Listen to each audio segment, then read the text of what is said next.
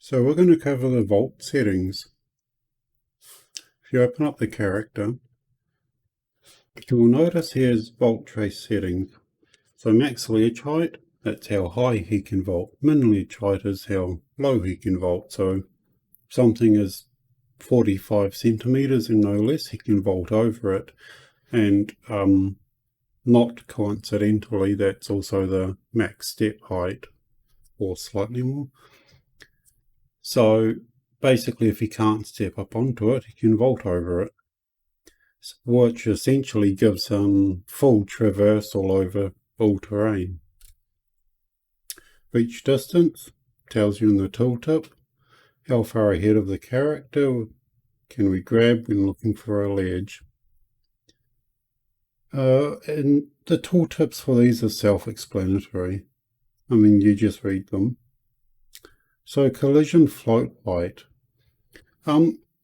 Character movement component actually floats this capsule 2.4 centimeters off the ground. And that's what that is. It just accounts for it. You should probably never change it unless you implement a pawn that doesn't do that or uses a different height. Max object velocity, like it says, if it's exceeding this velocity, you cannot vault onto it. If it's set to 0, there is no max object velocity.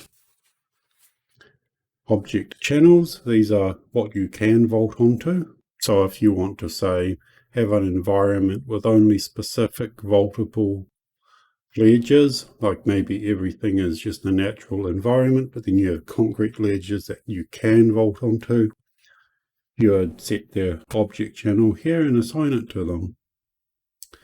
Trace profile, we covered that in the project setup. It's just what blocks vaulting. So this is where it gets interesting. These vault trace settings have just been chucked on the character, but actually VaultIt's fully modular. It doesn't really need a character. Like, sure, motion warping is character based, and so is a couple of other things, but you can still rewrite them for a pawn if you write a pawn that has root motion support. So if we come to functions, override, we want trace settings, get vault trace settings. By default, it's just returning this. So that's just a property. So what we can do is go select, and we can go installing. And now we can have separate trace settings for when we're falling or on the ground. So if I just go add call to parent function, if we're not falling, if we're on the ground, we can just use the default. Otherwise, we can add some settings. So let me just check what it was named. Vault trace settings. So vault trace settings falling.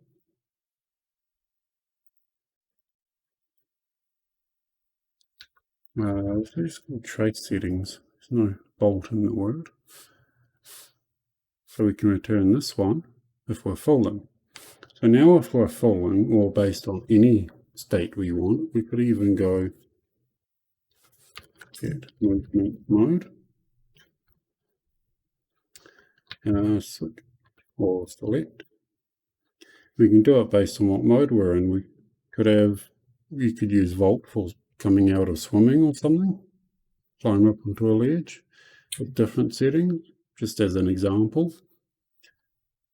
But in here we could say, well, when you're in the air, you can only say go 150, but you can reach a lot farther forward to make falling off a ledge or jumping just a whole lot more forgiving in general. You could also change what you can vault onto when you are falling. So the only thing to keep in mind is that this is run by the local client.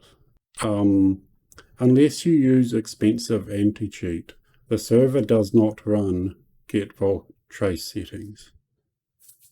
So it's up to you to verify that either through weak or expensive anti-cheat that they are sane, if it's in any kind of competitive game where you don't want hackers.